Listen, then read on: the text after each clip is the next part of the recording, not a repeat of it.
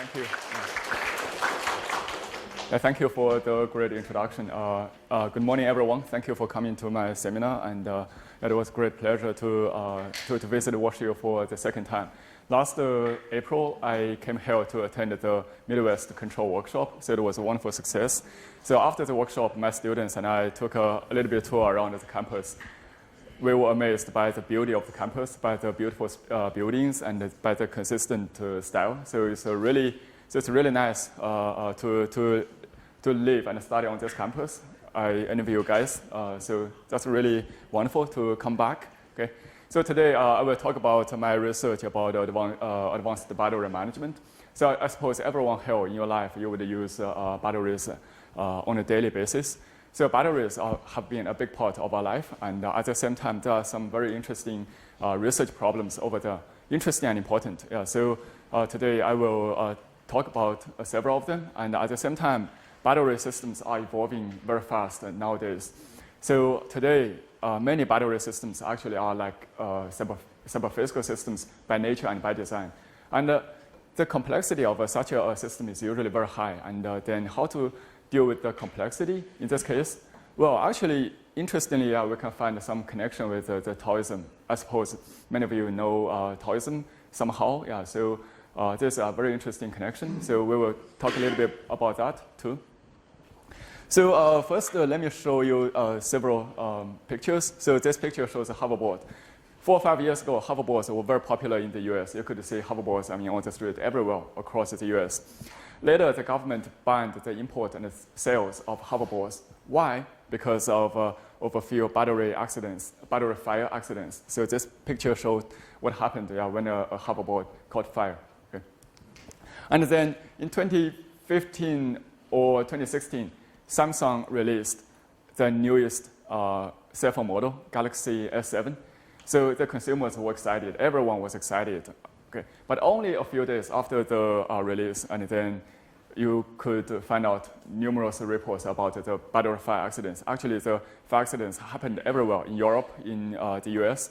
And then so this model, S7, was considered the worst ever model for Samsung. So later, Samsung made an investigation, and they decided that the battery management system actually was faulty. So it was not insufficient to guarantee the safety of batteries used in the cell phone. And this video actually was taken in April of 2019, around the same time or 1 week before the Midwest Control Workshop. So it was in a Tesla in a garage in Shanghai. So without any reason, no one was in the car. Without any reason, the Tesla started to smoke, and then it was started to burn. Okay, and everything was devastated. It happened in just several seconds, 2 or 3 seconds. So it was horrifying. A lot of customers were horrified by this. Okay, and I don't know if you heard about this. So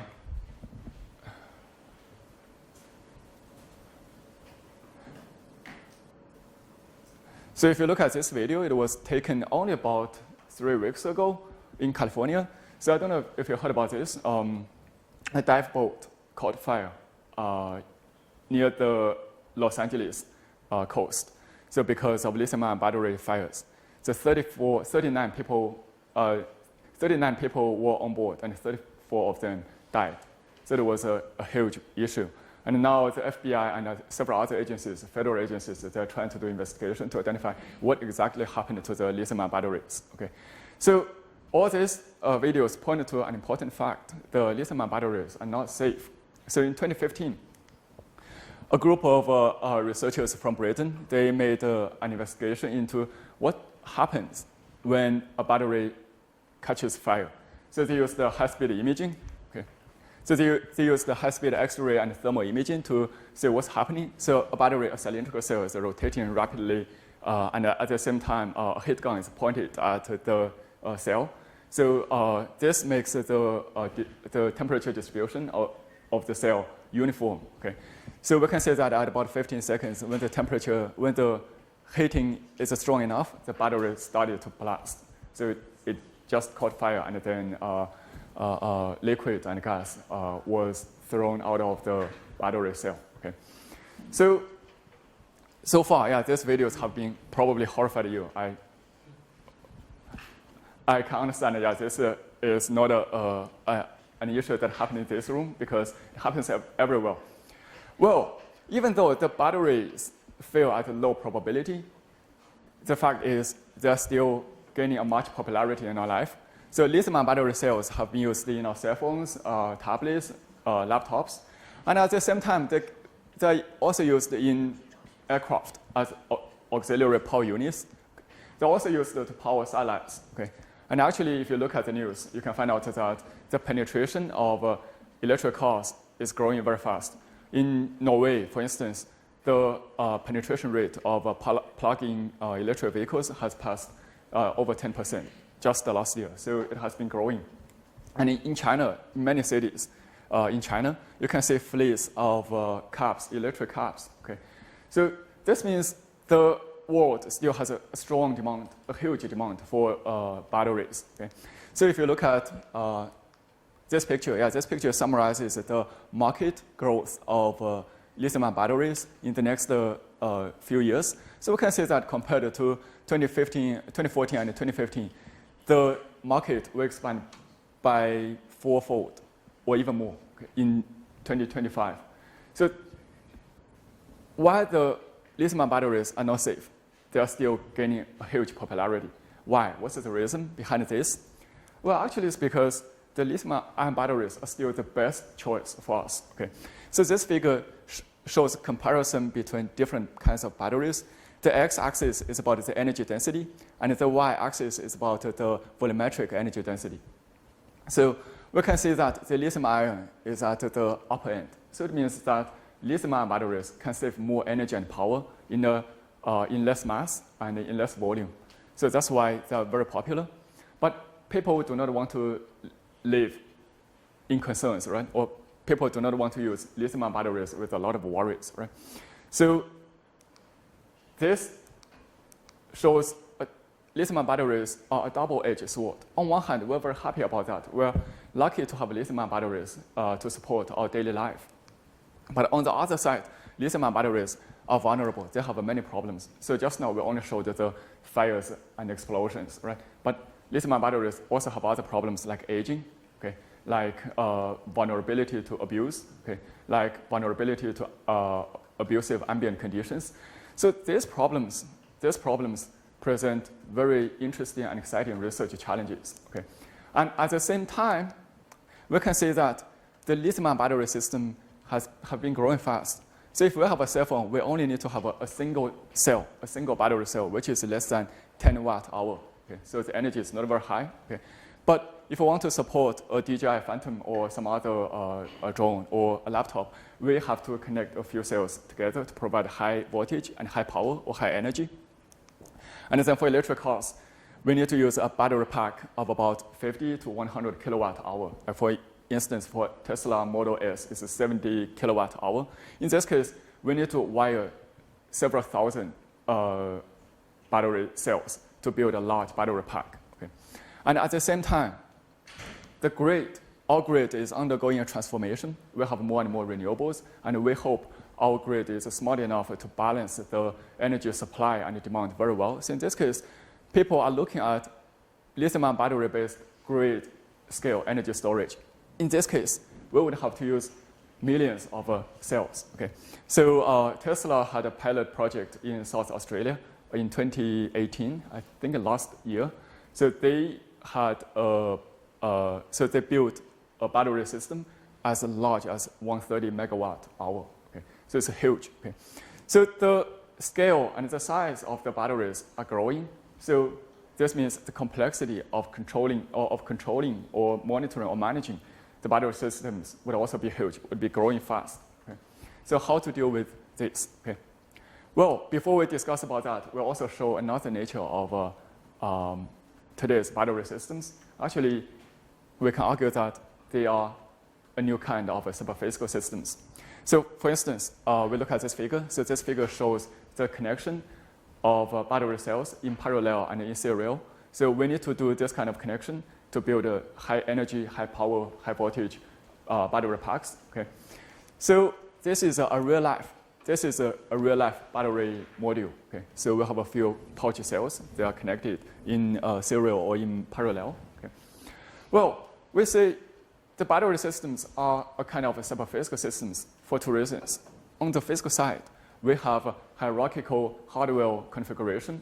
So we have cells. So cell is the smallest packaged unit of energy storage. And if we want to have a higher energy, then we connect the cells to build a module. Okay? And if we want to have higher energy, then we need to connect modules together to build a pack. Okay? And eventually, we can use the packs to build a larger system. Okay? So we say module pack, I mean, they're just the terms. In some other settings, we may say bricks or strings, but the meaning would be the same. Okay? This is about the connection of the cells, but at the same time, for every cell, usually there is a sensor or multiple sensors attached to a cell. For instance, we may have a current sensor, or may have a voltage sensor, or temperature sensor. Okay? So many cells are embedded into the system, okay? Maybe thousands of sensors. Okay? So on the cyber side, we have a battery management system. Battery management system is one that integrates hardware, software, and algorithms to monitor and control the operation of lithium-ion battery systems. Okay? So for the battery systems, usually they are connected by some kind of communication link. It could be a box, or it could be wireless. Okay? Because if we use wireless, then it can save a lot of wiring cost. And at the same time, when the battery system provides power for an external system, it needs to communicate with the SCADA system. So the SCADA is for data acquisition and control. Okay?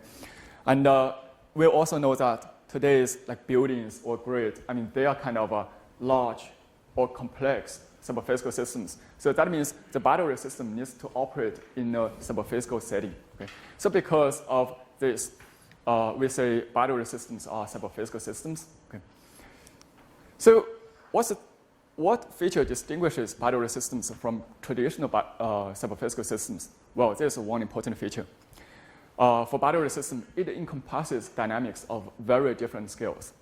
So if we look at this figure, which was provided by National Renewable Energy Lab, we can see that at atomic or molecular scale, there are a lot of electrochemical reactions.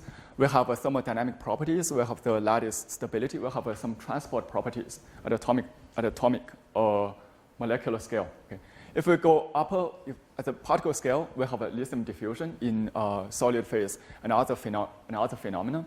So at the electrode scale, we have the charge balance and the transport electric network in composite electrodes and the lithium transport in electrolyte phase. Okay. And if we go further at the cell scale, we can see the electric behavior or voltage behavior. Okay. And if we put the cells together, then we have a module scale. Okay. And then we have some thermal configuration or thermal management or safety control. Okay. So if we put the module or the pack in a car or integrated with a grid, then we can have the system operating conditions, okay, and other dynamics. So the battery system actually, I mean, the dynamics is very complex at very different scales. Okay. So how to control such a large system, such a large complex system? This is a problem. Okay. So in terms of convexity, in terms of complexity, so a battery system is complex, but nothing is more complex than the universe or the nature, right, or the life. Okay. So many years ago, the complexity of the nature of the universe amazed ancient Chinese. So a lot of people started to think about that. They were called philosophers. Okay.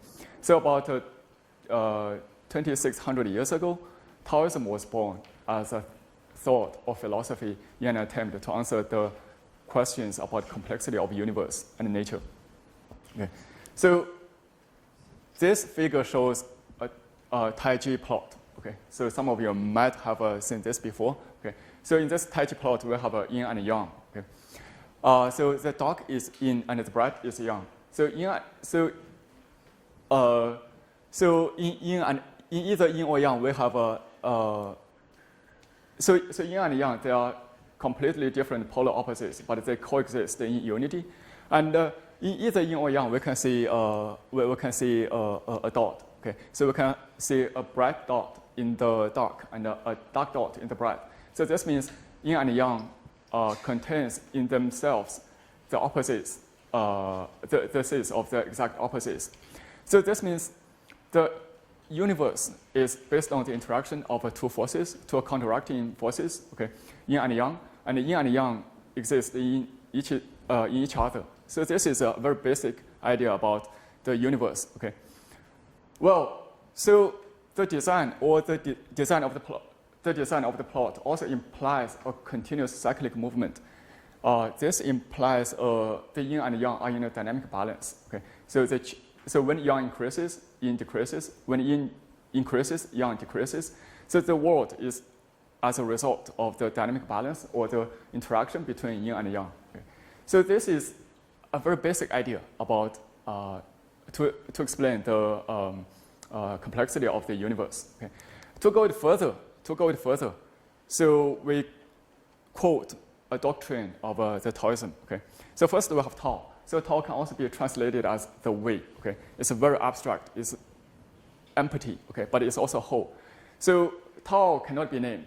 In classic Taoism literature, there is a sentence. It says, "Any Tao that can be named is not Tao." So somehow, Tao cannot be named. It's very abstract. Okay, but Tao can generate existence from empty state. So this is the first part of the belief. Tao generates one. Okay, and then when we have the existence, one generates two, okay? So what's the two? Two is yin and yang, okay?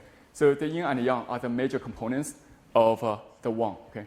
But the two, they're completely against each other, but they coexist in unity, okay? And then the second part of the belief is two generates three, okay? So this means the yin and yang are in a dynamic balance, and in such a dynamic balance, a lot of phenomena are generated, okay? And then the last part is three generates everything. Because of the yin and yang and the dynamic balance between them, everything would be generated. And that's what we observe about the universe, okay? About the nature and even about our life. So the doctrine or the belief is very simple, but it shows a very important idea. The complexity can be reduced to simplicity, or under complexity is some simple rule or some simple principle, okay? So this is the general idea. Okay. Well, how about if we use this idea, or we connect this idea with dealing with complexity of superphysical systems? Well, we know that if we want to control a system, or if we want to model a system, the first step is to do modeling, right? We need to find out mathematical equations to characterize the behavior of a battery. Okay. Well, this figure shows the schematic of a battery, okay, a battery cell. So a battery has 4 parts: cathode and anode and electrolyte. And then in the electrolyte, we have a separator. So the anode is usually made of carbons or graphites. They are porous. And the cathode is usually made of lithium composites. Okay? So during discharging, like for instance, during discharging, the lithium ions would be released from the carbon. Okay? And the lithium ions will be released into the electrolyte. Then they will start to diffuse in the electrolyte. Okay? They cross the separator, and then they arrive at the cathode. And at the cathode, they will integrate with the composites. So they will become part of the composites. Okay? And at the same time, the separator will stop or will prevent the diffusion of electrons. So the electrons have to move through the external circuit. Okay?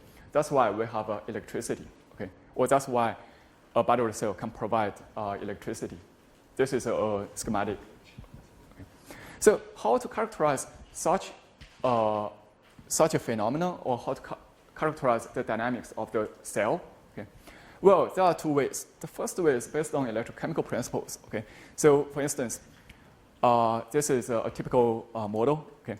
So for instance, in this case, we assume a model is porous. Okay. It has a lot of pores. So the electrode is assumed as a combination of many particles, okay, spherical particles, and the lithium ions are stored in the spherical particles. Okay, and then we also have the electrolyte, we also have the separator. Then we can find out many equations to characterize the lithium diffusion and the electrochemical reactions. There are some electrochemical principles. We can use them to build very complex equations. Okay? So this is only part of the equations. And actually, we need to repeat the equations for every particle hell. Okay? So that means we will have like thousands of particles or even more. Okay? And then many equations.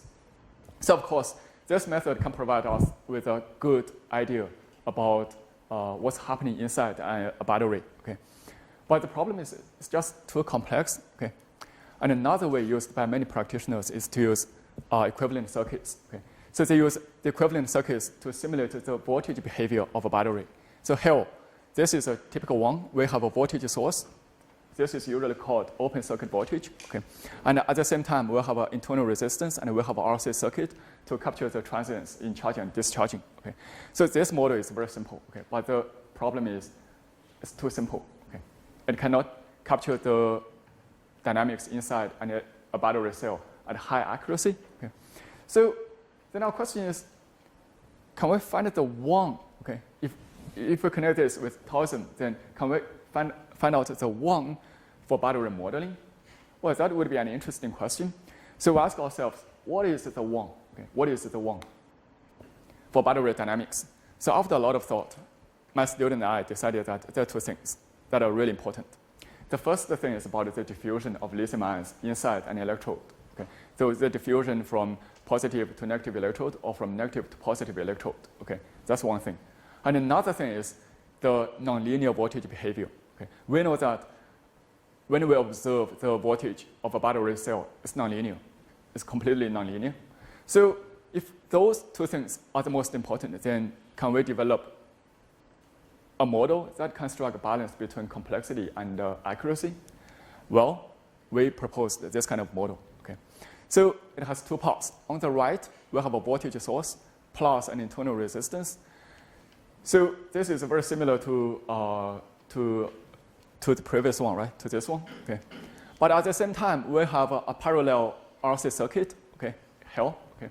So can you guess what the parallel RC circuit used for? So we know that the capacitors are the energy storage devices. So actually, the two RC circuits, they can simulate the diffusion of charge inside an electrode. Okay? So this is a very intuitive behavior.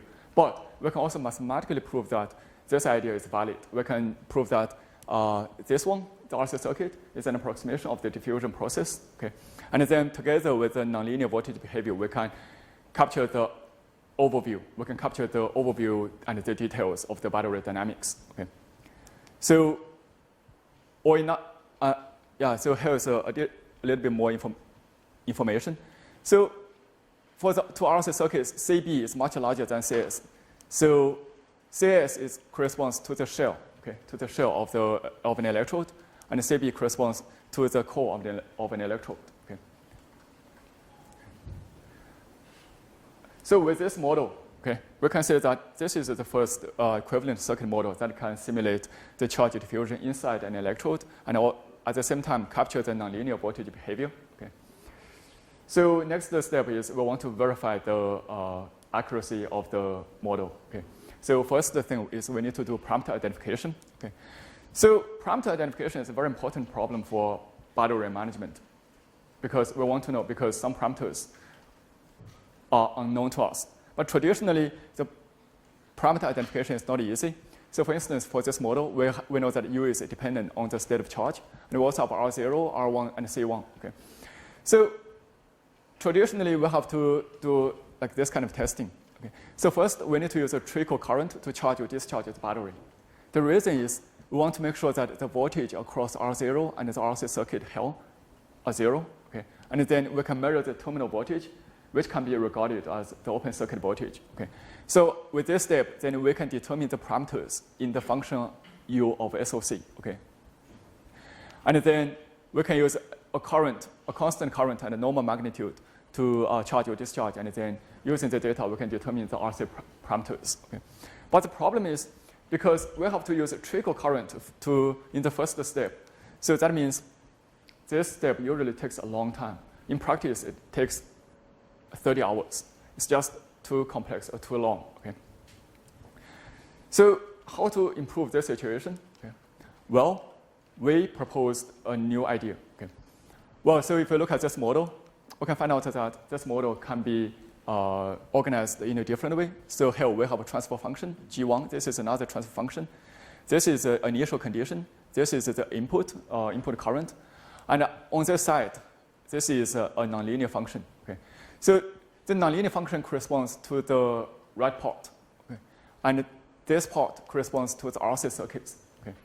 So this is a combination, or this is a cascade of linear and nonlinear systems. So have you heard about this system? So in control theory, it's called the Wiener system. Okay.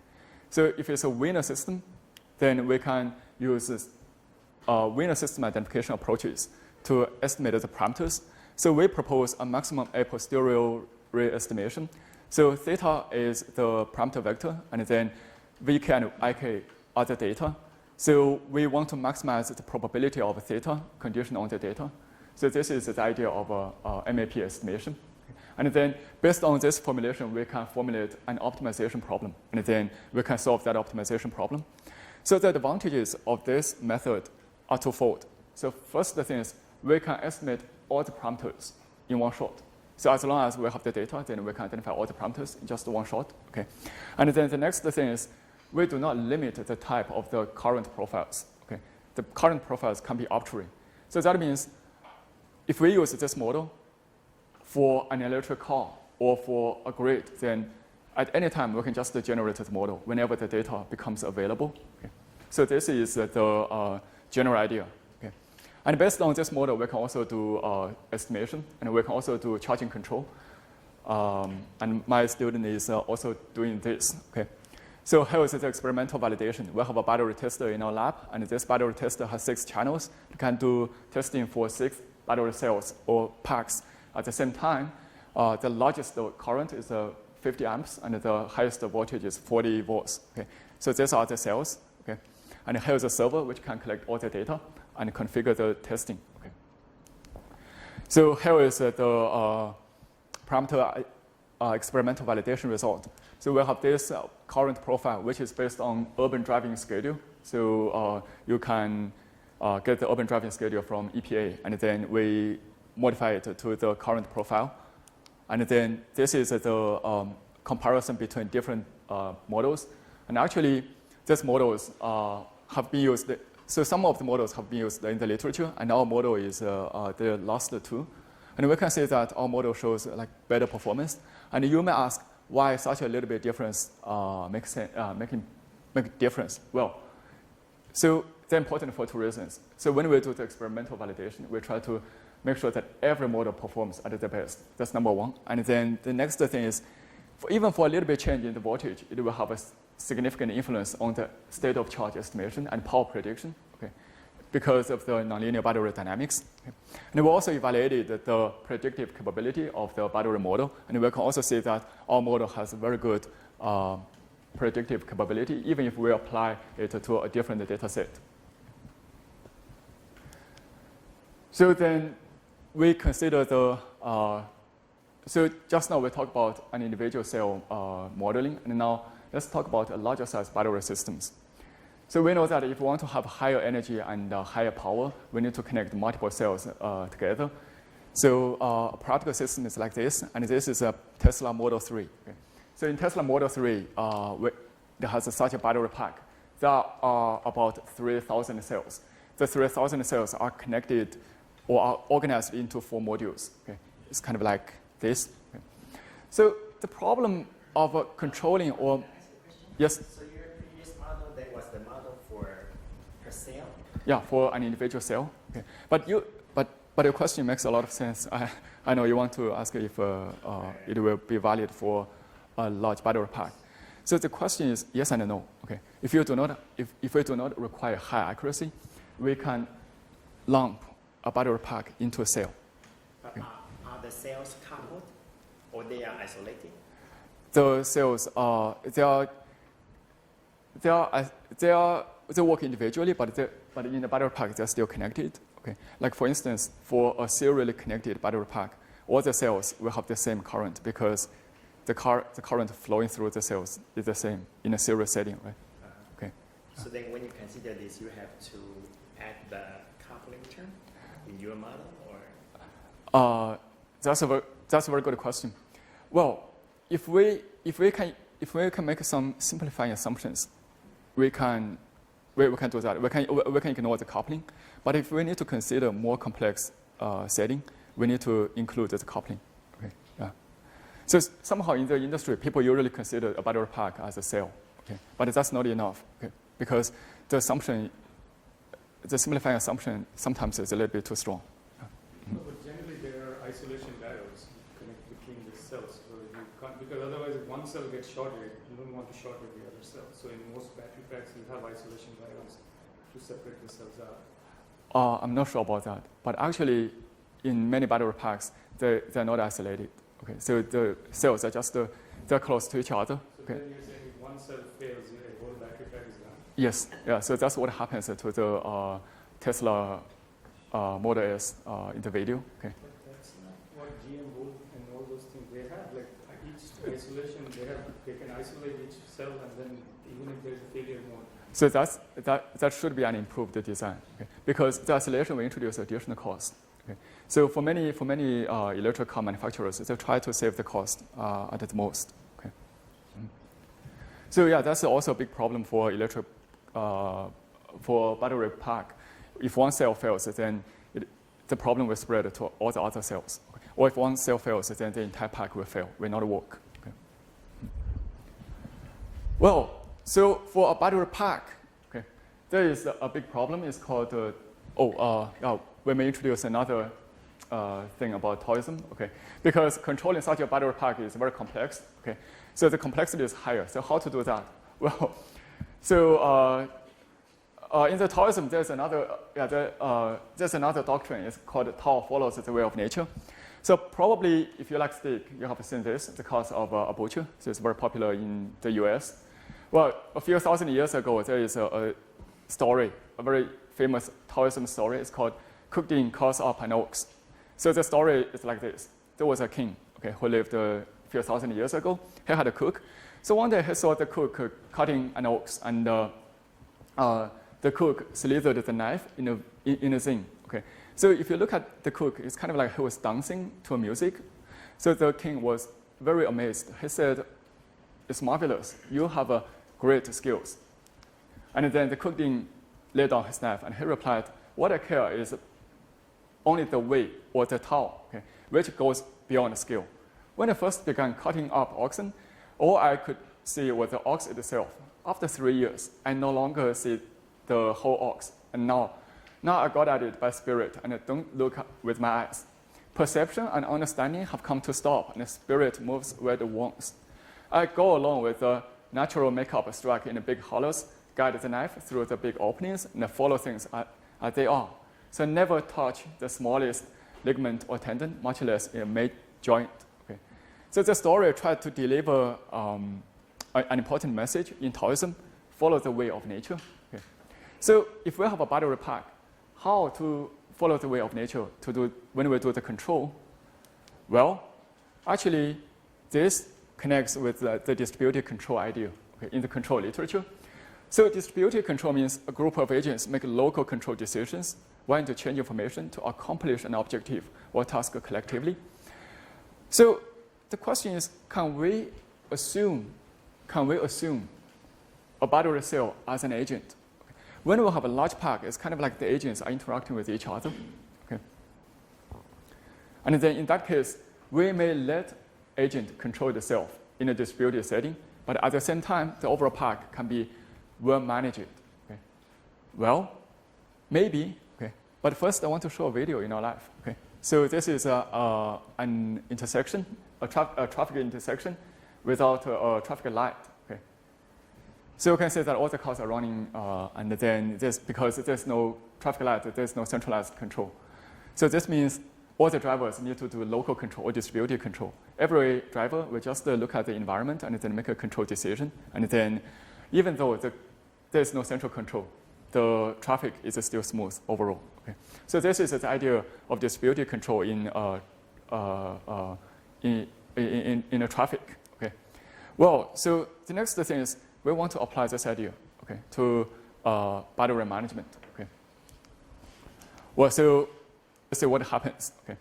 We know that all the battery cells are not born equal, so they can be different in capacity, in resistance, and during the operation, the imbalance or the difference can grow. So this will cause an imbalance issue.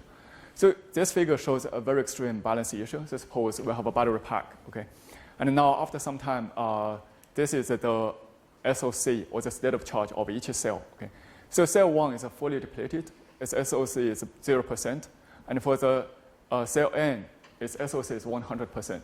So can we do anything to the battery pack? Do you know? Okay. Can we charge it? If we charge it, what will happen? So this cell will be overcharged. Okay. And for lithium battery cell, overcharging will be a big issue. Okay. That will cause like devastating effects. Okay. But can we also discharge it? We know that the cells have a lot of energy, but can we discharge it? We also cannot discharge it, because if we discharge it, cell 1 will be over-discharged. Okay. And over-discharging will also have devastating effects. Okay. So the problem is we have a battery pack. Okay. It has a lot of energy inside it, but we cannot charge it or discharge it. Okay. So how to solve this problem? Well, of course, we want to balance the cells. Okay. We hope to transfer the energy from high energy cells to low energy cells. And eventually, we hope that all the cells will have the same amount of energy. Okay. So this problem is called balancing. Okay. But the battery cells are connected, so how to do the balancing? Well, we can design a cell equalizer. So this is a cell equalizer. It has 2 parts. Okay. So we have 2 MOSFET switches and a transformer here. So initially, if we want to transfer energy from battery I to battery J, we want to turn off this switch, and then the battery I will charge the transformer, so the energy will be transferred to the transformer. Okay. And then we turn off this switch, and then we let the transformer charge the battery J. Okay. So in this case, the energy will be transferred from battery I to battery J. So this is called equalizer. For a serially connected battery pack, we can use multiple individual cell equalizers, kind of like this. Okay? And then we can do a little bit modeling, and the modeling will be like this. So we'll have multiple battery cells. Okay? They're connected by individual cell equalizers. And then this edge, every edge will be an individual cell equalizer, or ICE. Okay? So we can have this model. Okay? So then how to enable or how to organize, how to control the equalizer to transfer the energy? Well, then we can draw inspiration from the distributed average consensus control. Okay? So here, now we consider multi-agent system or multiple robots. Okay? 5 robots. Okay? The dynamics is x dot is equal to u. So we can consider x as its position, u as the velocity input, which can be controlled. Okay? So if we let the velocity input of every agent equal to the difference in its position and the positions of the neighbors, so we have this control law. Okay? So if we apply this control law, then what will happen? Well, we can say that the positions of all the agents will converge, right? Okay. And what's the convergence point? It can be, there's a very well-known result in distributed control. Actually, it's the average of the initial positions. Okay. So this idea is exactly what we want. For a battery pack, if we want to balance the energy across the cells, we hope the state of charge will converge to the same point, which is the average of the initial SOC. Okay. So we can apply the idea. Okay. So here, the idea is straightforward. Now let's look at an experimental validation. So here we have 5 cells, and this is an equalizing circuit. Okay. And this is a modeling, graphical modeling. Okay. And then we apply the distributed average consensus-based control to the equalizer, and then we can see the dynamic, the SOC of the cells. So all the cells, they will start from very different state of charge initially, and then discharging happens. So when the discharging happens, we can say that the SOC will gradually converge. Okay, will gradually converge. So at this point, we say the convergence is achieved when the SOC difference is less than 5%. Okay, so this idea shows, or this figure shows, the idea of consensus-based balancing works. Okay, but the only thing is it takes about 3,300 seconds, and we don't like it. It's just a little bit too long. Okay, and then there'll be another interesting problem. Now, if we look at this circuit, if we can add one individual cell equalizer, okay, of course, we expect faster convergence. Okay, but how to add it? Should we use the cell equalizer to connect 1 to 2, or 2 to 3, or 3 to 4, or 4 to 5, or 1 to 5? Okay. If we want to do that, how to do that? Okay, is it 2 to 4? Okay. Well, actually, we can find out that the balancing time depends on the algebraic connectivity of the graph or the network. Okay, if the algebraic connectivity is large, then the balancing time, the upper bound, will be lower. Okay, so then the problem is how to increase the algebraic connectivity.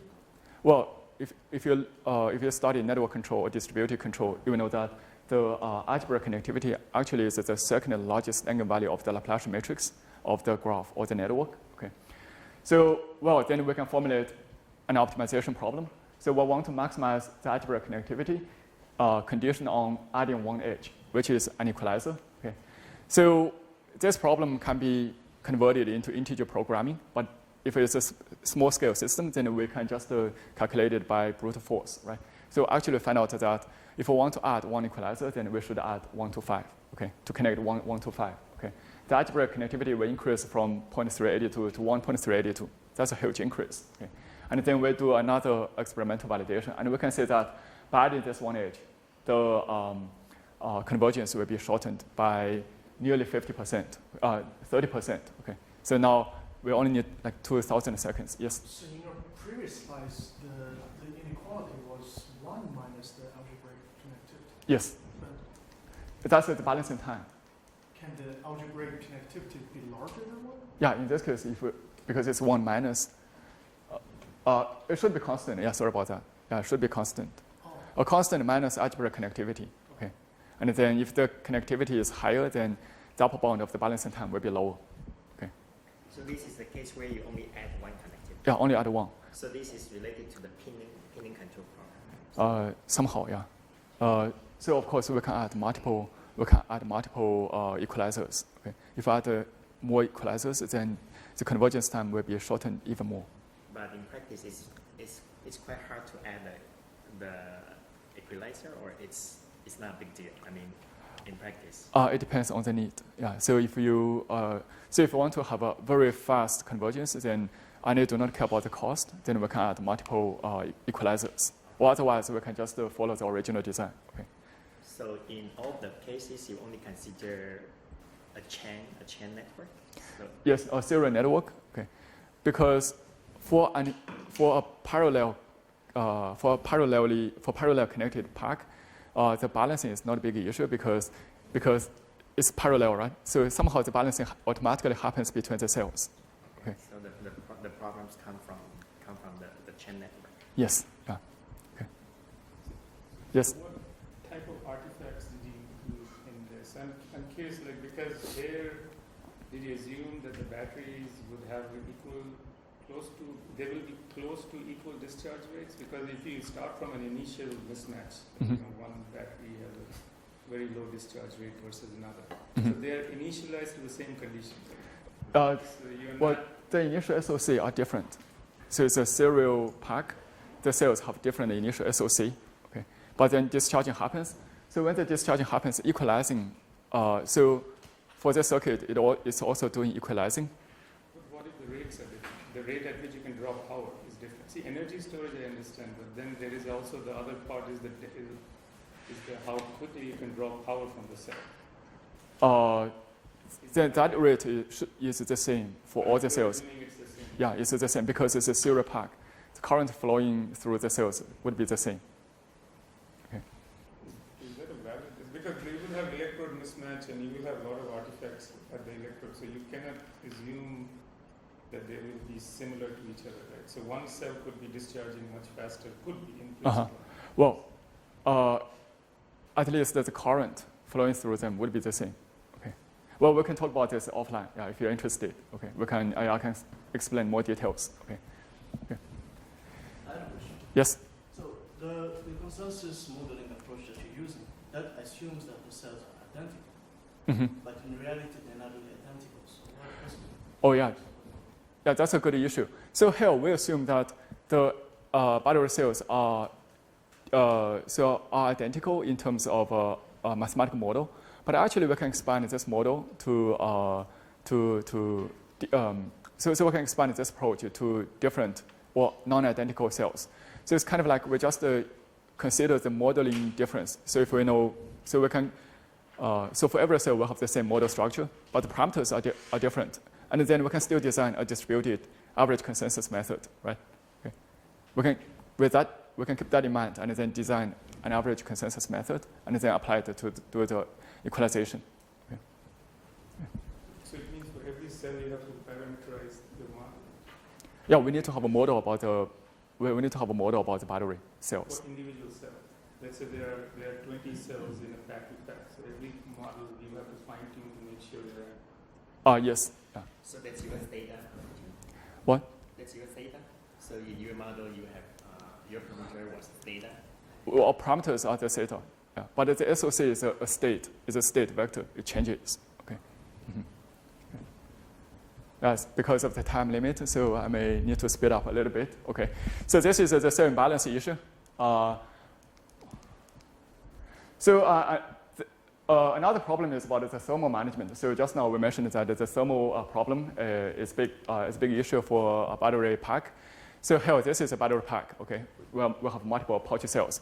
And we know that for the pouch cells or for any cell, the spatial temperature distribution is uneven or non-uniform.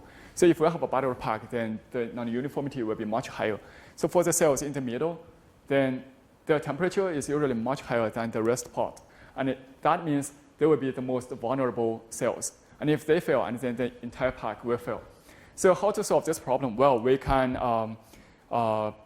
so our solution is to do three-dimensional temperature field reconstruction. We start from the heat transfer principles, and then we can create a thermal model for a battery pack. So this is the conductive and convective and radiative heat transfer. So we can use all the principles to build a model. These are the PD equations.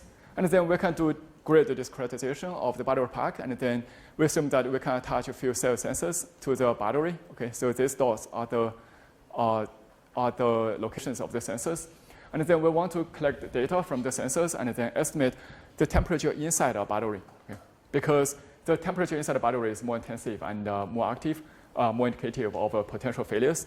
So we know that with this setting, we can do estimation using the Kalman filter, right? So this is the dynamic process, and then the Kalman filter will do prediction and then the correction. Okay, so we can do this to estimate the temperature inside a pack. Okay, so well, maybe we can ignore this, but yeah, this is interesting. Yeah, I taught an optimal estimation class about Kalman filter at the University of Kansas. So one year we proposed a challenge. We asked the students to design a T-shirt based on the Kalman filter, but the design must include the surprise. So a student proposed this design. This is Columbus, okay? So he's going to India, and then this is an Indian chief, and he said this is America, okay? Because we need to use the Kalman filter, but whatever. So, yeah, but whatever. Yeah, so we can apply the Kalman filter to do the state estimation, okay, to reconstruct the temperature field. But the interesting problem is the computation cost will be very high, okay, especially if we have a large battery pack and we'll have a high resolution grid-based discretization.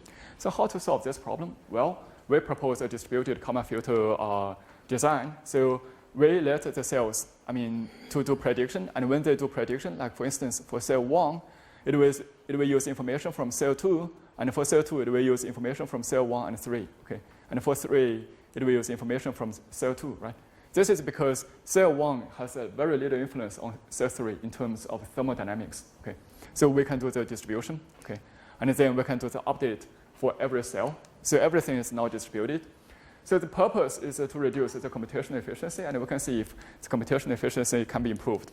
Well, actually we can do some simple calculation, and we can show that the computational complexity can be reduced a lot. Okay? And here is the simulation of the results. So this is a real temperature battery pack. So the initial temperature is 300 K, and then during discharging, the temperature will increase a lot. Okay? And then this is the result of the Kalman filter, and this is the distributed Kalman filter. We can see that the distributed Kalman filter will deliver almost the same importance, the same performance as the centralized Kalman filter, but the computational cost is extremely low. Okay? So this is why. So why we can achieve that is because we follow the nature of the battery pack. We know that cells 1 and 3 do not affect each other in terms of temperature. Okay? And then actually for estimation, it can also be connected with the Taoism. Okay? So a very important topic in Taoism is the wholeness and pause. Okay? So we know that every entity can be decomposed into yin and yang, and the interaction between them. And actually, if we can go further, okay, for an entity, we can consider sub-entity, and we can create a yin-yang plot like this. Okay, so it's much more complex. This is a top-down approach. Okay, so for an estimation problem, okay, we have the equations. Okay, we have the equations. This is kind of like the pause. Okay, but at the same time, we have observation data, which is kind of like a whole view. Okay, a combination of them that will be estimation. Okay, so that's my understanding of optimal estimation from a Taoism perspective. But I just want to emphasize that in Taoism, people usually emphasize the wholeness a little bit more. Okay, so they have a whole view for things. Okay. Well, anyway, there are a lot of future problems. So in the future, we would see larger and larger size battery systems. So how to characterize its behavior? So this will return to Professor Lee's question about how to develop a model for a large battery system, and then how to integrate battery algorithms and power electronics and control. Okay, that will be a problem. So the security of future battery systems will be important. Okay, because lithium-ion batteries are vulnerable. Okay, if we have malicious cyber attackers, they try to maliciously charge or discharge a battery system, then it will cause the system to age faster, and then fires and accidents. So maybe now this looks like science fiction, but actually, if you use an Android cell phone, probably have this problem. So Android virus, there are some Android virus malware that are targeted to drain your battery much faster. So there are several. Yeah. So in the future, for larger systems, the problem may be more crazy. Okay. And then another problem is how to make better use of large amounts of battery data. For battery management system, every second, the data will be generated and recorded. Okay. How to use those data? So this problem is very open now. Okay. So finally, I would like to conclude the seminar by this peak. So we know that the battery systems are increasing in size. Okay, the complexity of management is much higher. So how to solve this problem? Okay, if we look at the battery management system as a cyber-physical system, and then maybe sometimes we can draw some inspiration from Taoism. Okay, then probably we can find out some solutions. But in this area, there's still many open problems, very debatable problems, which will require many efforts in the future. Okay. And finally, I want to acknowledge my lab members. So they do a lot of work. Okay, and of course, I steal the credit and give the presentation here. Okay. And finally, thank you for your presentation. Thank you for your attention. Okay. Thank you very much for a very informative talk, both in terms of research and Taoism. I think we have time for one or two questions. The audience, we had a few, so it's... Yes. So can your models predict failures? Predict failure, like, because most of the time the battery fails because of these micro cracks that are formed within the separation layer. Because that's what the major source of lithium-ion failures are, because of it shorts the separation layers, and then that causes joule heating, then that causes. So the question is, can your model predict the onset of that happening? Because and that was one of the aspects of having this whole very complicated model, is that you can look at runaway processes. Yeah, that's actually a very important question for battery management, and it will be ideal if we can predict the failures. Okay, So this, I would say there is a research ongoing, but there's no concluding methods. But we can attack this problem from different perspectives. So one perspective is from parameter identification. When a battery is aging or when the battery is about to fail, the parameters will change. Okay. So if we can monitor the change of the parameters, then probably we can predict the when failure will happen. And another thing is from a machine learning perspective. Just now, as I said, battery systems will generate a lot of data. Okay. And actually, there are many battery systems running in this world, right? So if we can collect all the data, okay, and then to build some machine learning or transfer learning method, probably we can predict the failures only from the data if we have a very good machine learning model. So my question, how will you know the parameters have changed? Because I thought the whole point is to calibrate the parameters first, and then those parameters remain static.